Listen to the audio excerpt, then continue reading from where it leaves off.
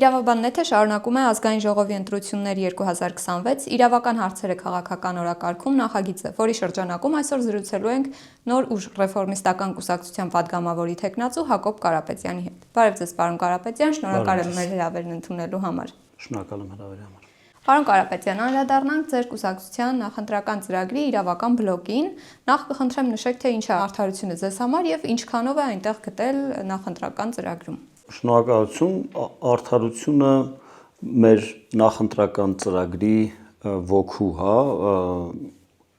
կարևորագույն տեղն է զբաղեցնում, դա կարևորագույն տեղերից մեկն է զբաղեցնում, այն իմաստով, որ արդարություն մենք պատկերացնում ենք հավասար հնարավորություններ բոլորի համար։ Նախ գիտեք, որ նոր ուժ ռեֆորմիստական կուսակցությունը, սոցիալ-դեմոկրատական կուսակցությունը, որը ձևավորվել է Երևանի քաղաքապետ Հայկ Մարությանի քաղաքապետարանում աշխատած շրջանում նրա թիմի կորիզի հիմքի վրա եւ նաեւ հաշվի առնելով մեր նախընթաց պայքարը մինչև 2018 թվականը, երբ մենք պայքարում էինք ըստ էության արդարության համար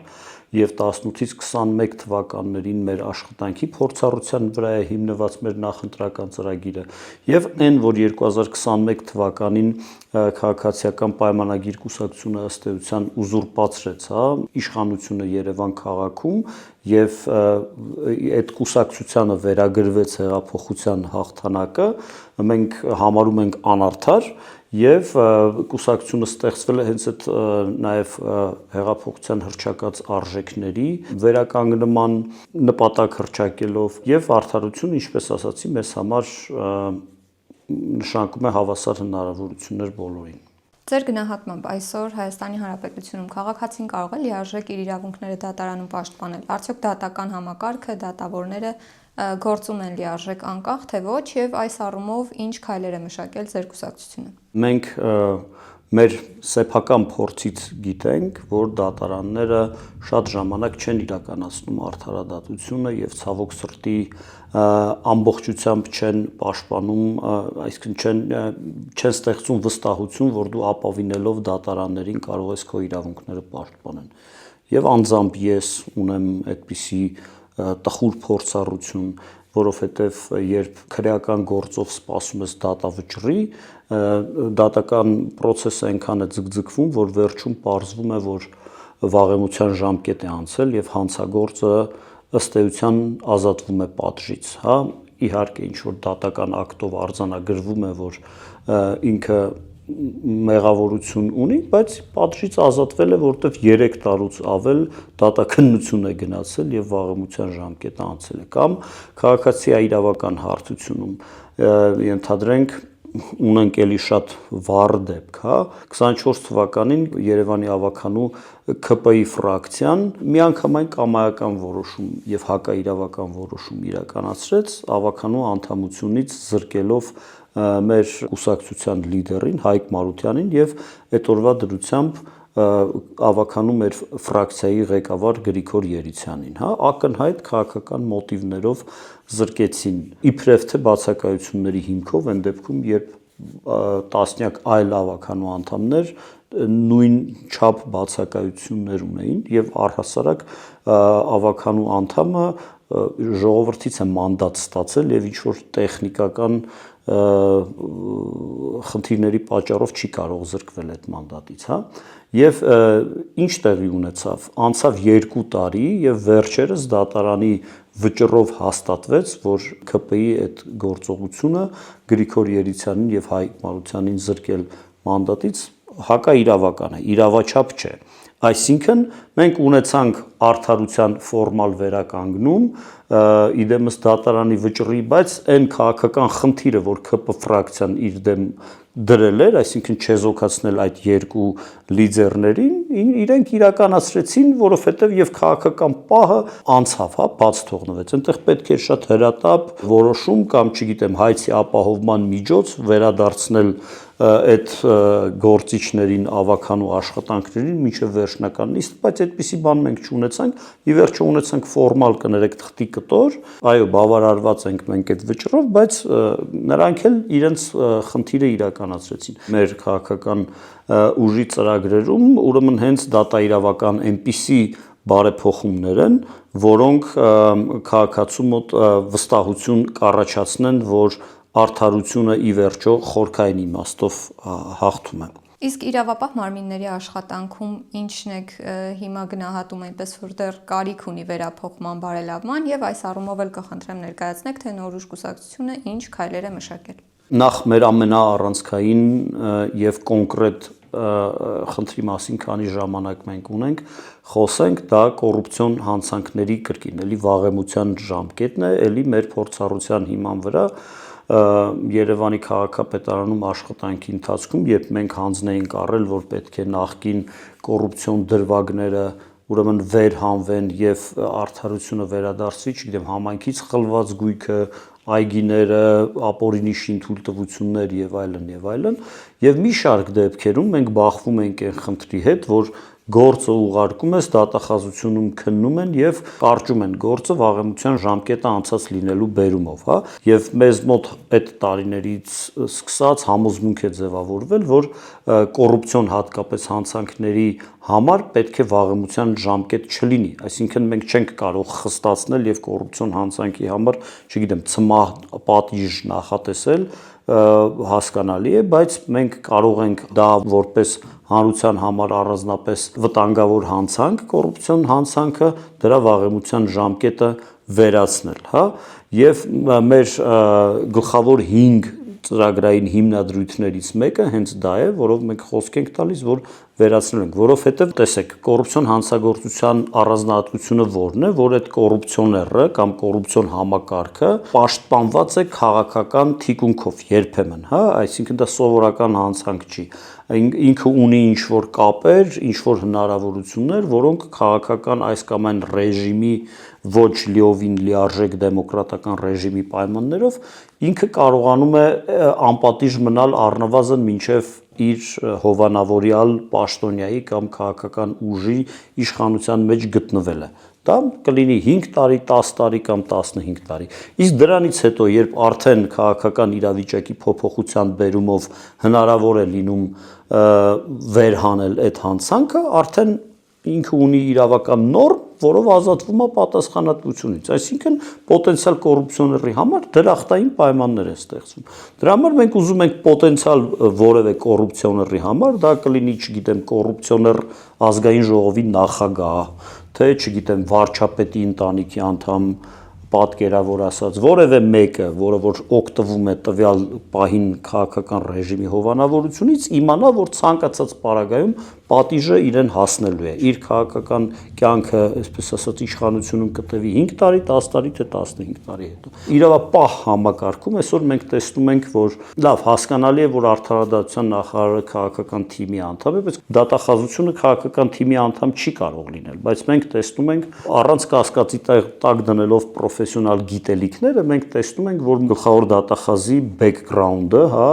աշխատանքային հիմքը հենց քաղաքական կուսակցությանը, քաղաքական ռեժիմին իր ծառայությունն է, ինչը արդարադատության զգացողության դեֆիցիտ է առաջացնում, հա, ոստիկանությունում տեսնում ենք մենք հանուն արդարության լուրջ բարեփոխումների արդյունքում մենք էլի տեսնում ենք իրավիճակներ հաճախ, երբ միանման, համանման իրավիճակներում տարբեր մոտեցումներ են կիրառվում, կախված էլի քաղաքական աֆիլիացիաներից, մենք մեր ընդհանուր մոտեցումն է, որ պետք է սա բացառվի։ Պարոն Կարապետյան, մի շարք խնդիրներ վերհանեցիք, անդրադարձաք նաև հակակոռուպցիոն ոլորտում ձեր տեսլականին, թե ինչ եք անելու։ Ցանկալի է նաև թիրախային անդրադառնանք խնդիրների լուծմանը։ Արդարության վերականգնման հարցում էլի շատ կարևոր է զինված ուժերում ծառայության հետ կապված հարցերը, հա, էլի մեր հասարակությունում վերջին 30-35 տարիների ընթացքում միշտ այդ հարցը ակտուալ է, թե ինչու այս կամ այն պաշտոնյան կամ պաշտոնյայի զավակը ծառայում է, չի ծառայում այս հարցերը, հա, եւ մենք ուրեմն այդ առումով այդ արդարությունը վերականգնելու կամ արդարության զգացողությունը ընկալումը վերականգնելու նպատակով նպատակահարմար ենք համարում այն պաշտոնյաների դեպքում, որոնք հավակնում են ընտրովի պաշտոն զբաղեցնել, վերանայել նրանց բանակից ազատման հիմքերը, եթե իրենք չեն ծառայել, հա, պարտադիր զինծառայություն չեն անցել։ Օրինակ, այսօր քաղաքացիական պայմանագիր նույն, ինչու եմ ես թիրախավորում իրենց, որովհետև իրենք գործող իշխանությունն են, հա, իհարկե շատ այլ ուժեր են մասնակցում։ Քաղաքացիական պայմանագիր կուսակցության ցուցակը, որ բացեք, առաջին տասնյակում կամ առաջին 20-յակում վստահ եմ, որ կեսը կամ կեսից ավելին արական սեռի ներկայացուցիչների զինծառայությունից ազատված են։ Միգուցե իրենք դրա հիմքերը ունեն առողջության կամ այլ բերումներով, բայց մենք առաջարկելու ենք, որպեսզի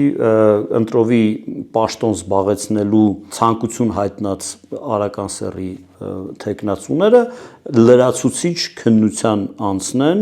իրենց բանակից ազատման հիմքերի հետ կապված, հա, եթե դա, չգիտեմ, առողջական բերումով է, ապա վերհանենք այդ բժշկական հանգամանքները, եթե այլ հանգամանքներ են, դրանք վերհանենք, հա, եւ բնականաբար նաեւ, քանի որ դա ընդհանուր առմամբ կոռուպցիոն հանցագործություն է, բայց նաեւ ուրեմն այդ բանակից ազատելու հետ կապված կոռուպցիոն դեպքերը պետք է վաղեմության ժամկետ չունենան։ Եթե ասենք ենթադրենք մենք հայտնաբերենք, որ 2008 թվականին, հա, ինչ որ մի տեխնացու կոռուպցիոն հանգամանքներում ազատվել է զինծառայությունից, ինքը պետք է վերադառնա եւ իրականացնի այդ ծառայությունը եւ նաեւ զրկվի ակտիվ ընտրական իրավունքից, օրինակ, հա։ Իրավական ոլորտում շատ, քանի որ